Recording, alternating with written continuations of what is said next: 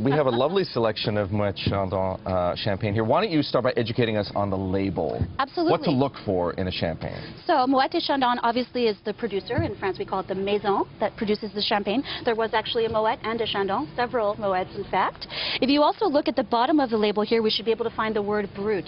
So if you love a dry style of champagne, we make it anywhere from brut up through to demi-sec, which is a sweet style. Look for brut if you're looking for dry. You'll also find the name of the town where Moet Chandon is located, and that's Epernay, which is one of the gorgeous places you can visit if you do some winery travel throughout the Champagne region. So all of that should give you the information. This is Imperial, which is the name of the cuvée or the blend. Like all of our Moet Chandon champagnes, we use the three major grapes, Chardonnay, Pinot Noir, and Pinot Meunier. Okay, so that's an important distinction, those three major grapes, because yes, you can find some of those grapes in certain champagnes and yes, some of them in other champagnes. Absolutely. Explain the difference. So if we're looking, for instance, a rosé style that Moet also does, we're using all three grapes, the Chardonnay, the Pinot Noir, and the Pinot Meunier, and we're adding a bit of still Pinot Noir to give it the beautiful rosé color.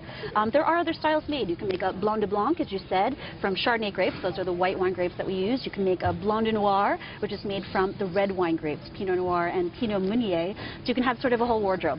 Even though it's not red, and right? It's still white champagne. Absolutely, yes. So now that we've picked out our champagnes and we've looked at the labels and everything, when we want to open it, there's a right way of opening the bottle and a wrong way of doing it. There's a very wrong way of opening it. Don't point at your friends.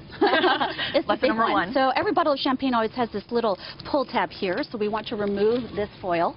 The next part is to pull down this tab, which we have here in front, and there is a magic number for turning this tab. 1, 2, 3, 4, 5, 6. Always 6 times. Most people overdo it, or? Yeah, or not enough. You definitely want to loosen this wire cage, which is on every bottle of champagne, every bottle of Moet Chandon. So now we're going to point it away from people. And you don't shake it up. Definitely don't shake. Hopefully none of your friends have done you that disservice unless you want to play a little. I notice that people are moving around a little bit. I'm pointing away. So the next thing you want to do is give it a twist, holding the bottom of the bottle and applying pressure on top. If you're feeling a little celebratory, we can give it a little pop. Ready? There we go. Very satisfying. Fantastic. Yeah. So hold it at 45 degrees so that we don't have any champagne. A little fountain is not what we're trying to produce here.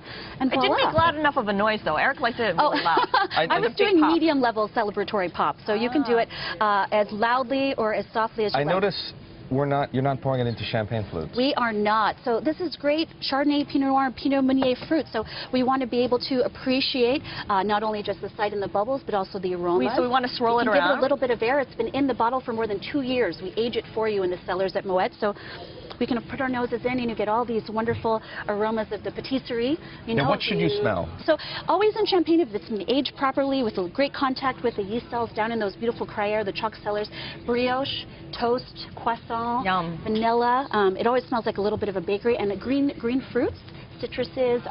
So much more satisfying than all of that. So fun. And you can't really get that when you're tasting in a flute. Though flutes are gorgeous and elegant, we love to drink in a wine glass. Shall we? Cheers. To 2014. Happy 2014, everyone. Belinda Chang, she is the champagne educator at Moet Chandon.